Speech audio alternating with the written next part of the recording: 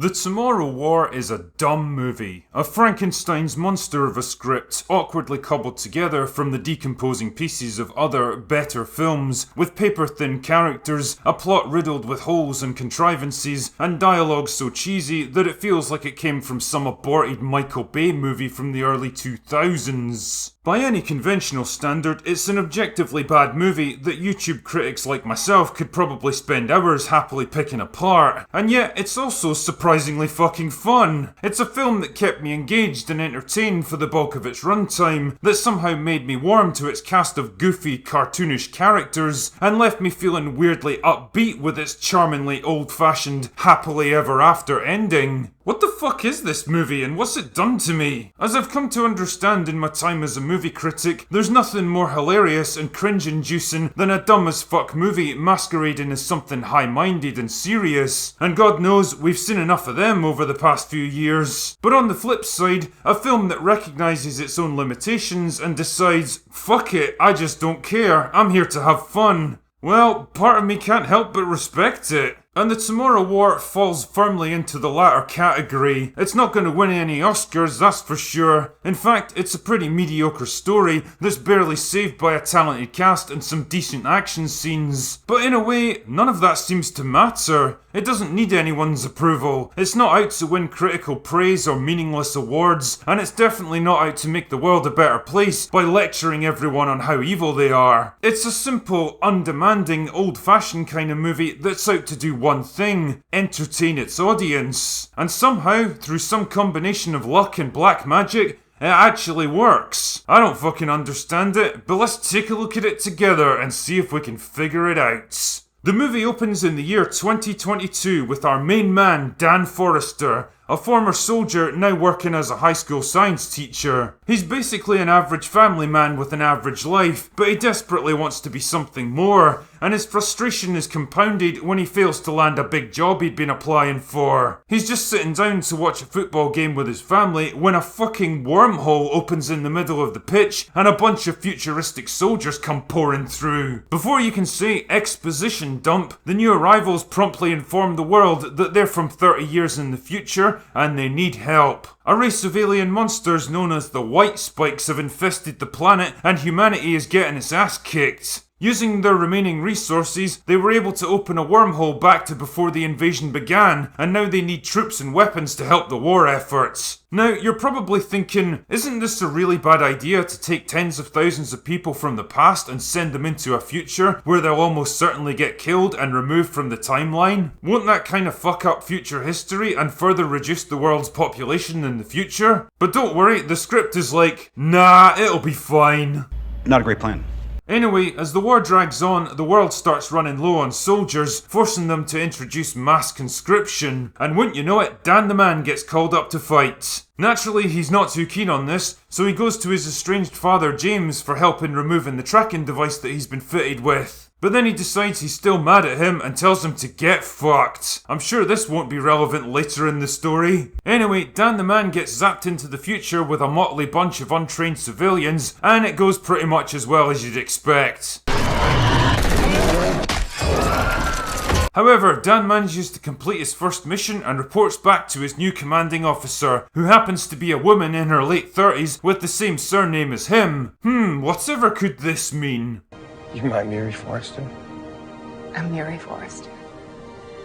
You serious? Wow, what are the odds that Dan's daughter would be one of the few people still left alive on planet Earth? Anyway, she explains that they've been busy developing a toxin to kill the aliens, and all the conscripts from the past have basically just been cannon fodder to prolong the war long enough for them to finish their work. With the war all but lost, their plan is to send the toxin back to the past so it's ready to use when the aliens first arrive. I love how the movie frames this as some kind of crazy mind-bending revelation when it seems like a totally obvious course of action to anyone who doesn't need help dressing themselves in the morning. In fact, why even bother with this toxin bullshit in the first place? If you know where and when the aliens are going to first show up, how about mobilizing the entire world's military to blow them up? Or just plant a big old nuclear bomb there and detonate it the moment they arrive? I mean, I'm pretty sure a thermonuclear blast to the face would solve the problem pretty quickly, toxin or no toxin. But hey, I guess we need a plot device to fight over. So they develop their toxin and the aliens attack their base just as Dan's preparing to jump back into the past, and somehow the battle destroys pretty much everything except the time machine. Wow, that's lucky. And Dan's daughter sacrifices herself to buy him enough time to escape. Back in the present, Dan figures out that the aliens don't actually arrive in the future. They've been frozen under the ice all this time, and it's only global warming that eventually melts it and releases them. You serious? Like, the best scientific minds on the planet never considered this possibility before? Nobody thought to scout out the aliens' future landing site just in case there was anything suspicious about it? Not a great plan.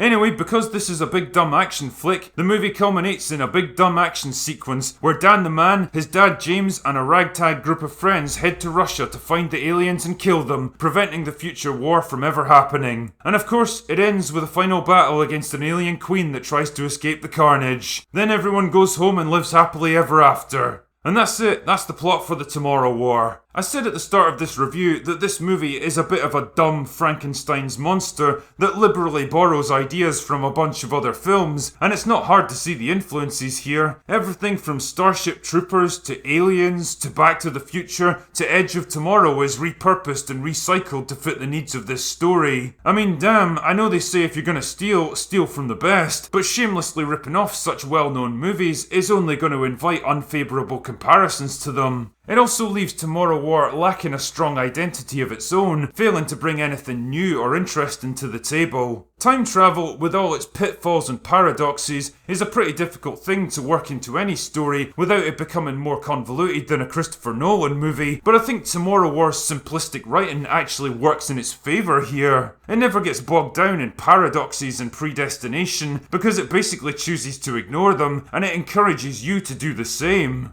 I suggest you don't worry about this sort of thing and just enjoy yourself. That goes for you all, too.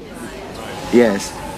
The characters are a real mixed bag here. The main focus is on Dan and his daughter, and the radical shift in their relationship when they reunite as adults in the future. They start out awkward and distant, but gradually reconnect as they get closer to their goal, only to be torn apart again just when salvation seems to be in sight. Yvonne Strahovski does a great job playing the grown-up version of Muri, who had to watch her world slowly fall apart and is determined to save it at any cost. And when you learn what became of her father in the future, you totally understand why she's distant towards him. The problem is that Dan's character doesn't really support this. The script implies that he's unhappy with his mundane life and desperate to be doing something more, but he already has a decent job, a nice house and a loving family, and there's no real suggestion that his ambition is causing friction between them. It would have made more sense to show them struggling to get by, maybe causing arguments between Dan and his wife because he's neglecting the family, but nah, he's just portrayed as a loving husband and doting father right from the start, willing to do anything to protect the people he loves, so there's really no foundation to build his character development on. If anything, his own father James is the one with a meaningful character arc here. He starts out as a grouchy survivalist type, estranged from his family after walking out on them years earlier, only to eventually reconcile with Dan and redeem himself by the end, willing to sacrifice his own life to save his son. Damn, a movie that dares to portray fathers in a positive light as caring and self-sacrificing protectors, instead of useless pathetic deadbeats who need to be shown the way by their strong female counterparts, even suggesting that sometimes their departure can be a little more complicated than he's just a selfish asshole. No wonder the media hated this movie. This is just the kind of wholesome, old-fashioned portrayal of men and family unity that modern Hollywood is desperately trying to stamp out. Because why make films that appeal to the overwhelming majority of regular people when you can pander to the 0.1% of miserable assholes that make the most noise on social media? The supporting characters are the weakest part of this movie. They're basically cardboard cutouts with one defining character trait apiece, and it's a real shame because there's some interesting potential to them. Like Dorian, a veteran jumper who's dying of cancer but never gets the screen time he needs to make his death impactful. Or Hart, a leader of the future military whose arrival at the start of the movie seems to imply she'll be an important character, only to disappear until like the last 15 minutes. And the thing is, it's not like I can blame the runtime for their lack of development. Tomorrow War is almost 2.5 hours long, so there's more than enough time to flesh out everyone involved. The problem is that the movie wastes too much time on bloated, inefficient scenes between Dan and his daughter, to the detriment of everyone else. Which brings me along to another big issue with this film, the pacing. It's a bit all over the place, to be honest, quickly glossing over stuff that should probably be explained in more detail, and slowing down to a crawl when it should be hurtling towards the finale. Like the team's first mission in the future, where they have to evacuate a building before an airstrike flattens the whole place, only for them to slowly creep down a stairwell as they try to sneak past a group of aliens. You can't go from a desperate race against time to a high tension stealth sequence in the same fucking scene, guys. It just doesn't work.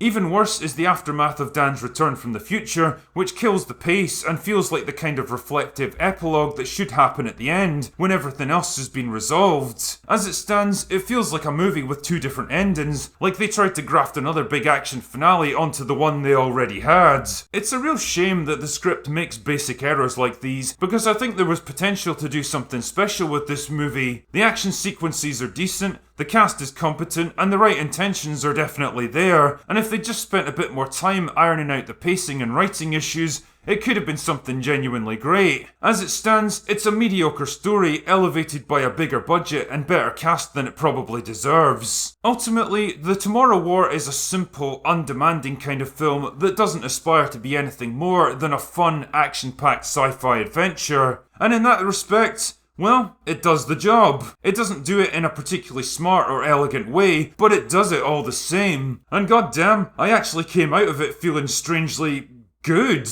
Like I'd been entertained by people who wanted to make me happy, instead of being berated and lectured by snooty, pretentious arseholes who despise my very existence. Is this what movies used to be like? I honestly can't remember anymore. Whatever. For once, I don't feel the need to drown my sorrows with a bottle of toilet duck. And in my mind, that calls for a celebration. Break out the turpentine!